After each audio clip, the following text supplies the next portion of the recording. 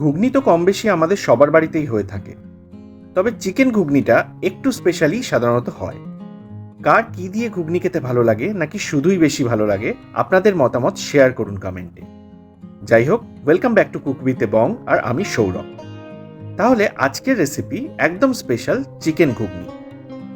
আচ্ছা, আমি এখানে মেজারিং কাপের 1 কাপ ভর্তি ঘুগনির ডাল নিয়েছি, আর এটাকে আমি ওভারনাইট ভিজিয়ে রেখেছিলাম। এবার এটাকে আমাদের সেদ্ধ করে নিতে হবে। প্রেসার কুকারে দিয়ে দিচ্ছি মেজারিং কাপের 1.5 কাপ পরিমাণ জল, আর দিয়ে দিচ্ছি হাফ টিস্পুন নুন। এই সময় নুনটা দেওয়াটা ভীষণ ইম্পর্টেন্ট, কারণ এই সময় ঘুগনি নুনটা ঠিকঠাকভাবে অ্যাবজর্ব করবে। দিয়ে দিচ্ছি 1/4 টিস্পুন হলুদ গুঁড়ো, আর দিয়ে দিচ্ছি একটা 2 ইঞ্চির দারচিনির টুকরো, একটা বড় এলাচ, 3 থেকে 4টে লবঙ্গ, আর 2 থেকে 3টে ছোট এলাচ। এগুলো কিন্তু অবশ্যই এই সময় দিতে হবে, এতে এই গরম মশলাগুলোর সুগন্ধ একদম ইনফিউজড হয়ে যাবে ডালের সাথে। এরপর মোটামুটি 3টে হুইসেল দিয়ে এটাকে সেদ্ধ করে নিতে হবে। যদিও ডালের কোয়ালিটি আর ডালটা কতক্ষণ ভিজানো হয়েছে তার উপর এটা অনেকটাই নির্ভর করবে। মনে রাখবেন, ডালটা ভালো মতো সেদ্ধও হয়ে যাবে, অথচ গোটা গোটাও থাকবে। তাই এই সময়টা কিন্তু একটু সাবধানেই আপনাদের নিজেদের বুঝে নিতে হবে। এবার একটা কড়াইতে আমি নিয়ে নিচ্ছি 5 থেকে 6 টেবিল স্পুন মতো সর্ষের তেল, আর একটা বড় সাইজের আলু একটু মাঝারি মাপের ডুমো ডুমো করে আমি কেটে নিয়েছি, সেগুলো ভালো করে ভেজে নেব। দিয়ে দিচ্ছি 1/4 টিস্পুন নুন আর সামান্য হলুদ।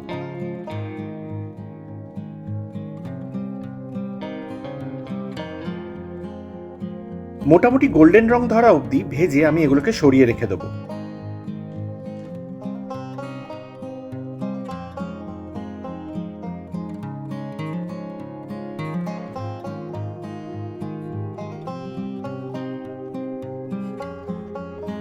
এবার ওই সেম তেলে এক এক করে আমি দিয়ে দিচ্ছি 2টো তেজপাতা, সাদা জিরে 1/4 টিস্পুন, আর শুকনো লঙ্কা 2টো একটু ভেঙে দিয়ে দিচ্ছি। লো টু মিডিয়াম ফ্লেমে 15 থেকে 20 সেকেন্ড নেড়েই আমি দিয়ে দিচ্ছি একদম ফাইন করে কুচোনো 2টো মিডিয়াম সাইজের পেঁয়াজ। লো টু মিডিয়াম ফ্লেমে পেঁয়াজগুলোকে হালকা গোল্ডেন রং ধরা অবধি আমাদের ভাজতে হবে, আর তারপর আমি দিয়ে দেবো 1 টেবিল স্পুন করে রসুন বাটা আর আদা বাটা।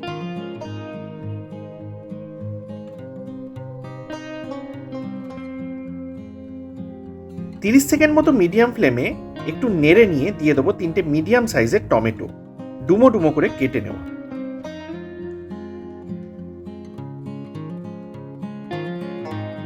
এরপর এর মধ্যে আমি দিয়ে দেবো হাফ টিস্পুন নুন, যাতে পেঁয়াজ আর টমেটোটা সহজে নরম হতে শুরু করে। এরপর মিডিয়াম ফ্লেমে মিনিট 2 মতো আমাদের নেড়ে নিতে হবে। এরপর আমি ফ্লেমটা একদম কমিয়ে দিয়ে 1 থেকে 1.5 মিনিটের জন্য এটাকে চাপা দিয়ে দেবো, এতে টমেটোটা একদম নরম হয়ে যাবে। এরপর ঢাকাটা সরিয়ে টমেটোগুলো হাতা বা খুন্তির সাহায্যে একটু ম্যাশ করে দিচ্ছি।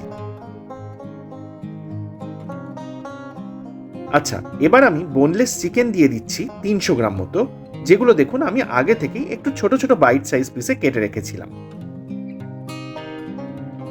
মিনিট 2 মতো মিডিয়াম ফ্লেমে নাড়লেই চিকেনের পিসগুলোর রং চেঞ্জ হতে থাকে। ঠিক এই সময় আমি এক এক করে দিয়ে দেবো হাফ টিস্পুন জিরে গুঁড়ো, হাফ টিস্পুন ধনে গুঁড়ো, হাফ টিস্পুন কাশ্মীরি লঙ্কার গুঁড়ো, হাফ টিস্পুন এমনি শুকনো লঙ্কার গুঁড়ো, আর 1/4 টিস্পুন মতো হলুদ গুঁড়ো, আর আমি দিয়ে দিচ্ছি সামান্য জল। এবার আমাদের এগুলোকে খুব ভালো করে কষাতে হবে যতক্ষণ না মশলার কাঁচা গন্ধটা চলে যাচ্ছে আর অয়েলটা সেপারেট হয়ে আসছে। এরপরেই আমি দিয়ে দিচ্ছি 1/4 টিস্পুন মতো চিনি, আর আবার সামান্য একটু জল দিয়ে 1.5 থেকে 2 মিনিট মতো কষাচ্ছি।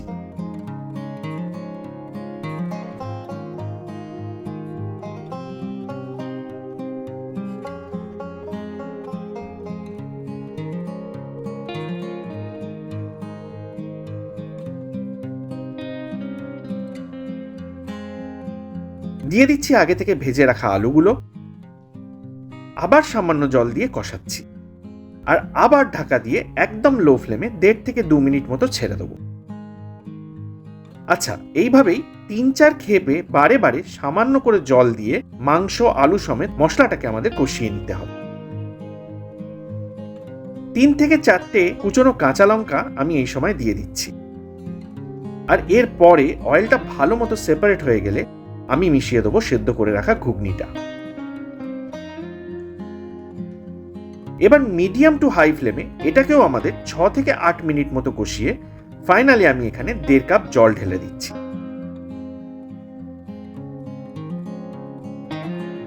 লো টু মিডিয়াম ফ্লেমে এবার এটাকে আমি 8 থেকে 10 মিনিট মতো ফুটিয়ে নেব। এবার প্রপার কনসিস্টেন্সিটা চলে এলেই এটা যার যার পছন্দ, কেউ একটু পাতলা পছন্দ করে, আবার কেউ একটু ড্রাই। এরপরেই আমাদের দিয়ে দিতে হবে হাফ টিস্পুন ভর্তি শাহি গরম মশলা আর হাফ টিস্পুন ভর্তি ভাজা জিরের গুঁড়ো। ফাইনালি আবার 3 থেকে 4টে কুচনো কাঁচা লঙ্কা দিয়ে দিচ্ছি আর দিয়ে দিচ্ছি বেশ কিছুটা কুচনো ধনেপাতা। ব্যাস, আমাদের কিন্তু ঘুগনি একদম রেডি টু সার্ভ। তাহলে এবারে চট করে একবার বানিয়ে ফেলুন স্পেশাল চিকেন ঘুগনি, আর ইচ্ছা মতো যে কোনো কিছুর সাথেই ট্রাই করুন। যাদেরকেই খাওয়াবেন এটা তাদের কাছ থেকেই অবশ্যই একটা ফিডব্যাক নেবেন আর আমাকে কমেন্টে অবশ্যই জানাবেন। আচ্ছা, চ্যানেলটা সাবস্ক্রাইব করার রিকোয়েস্টটা কিন্তু শেষে রইলই। নেক্সট আবার আসছি কোনো একটা দারুণ এক্সাইটিং রেসিপি নিয়ে।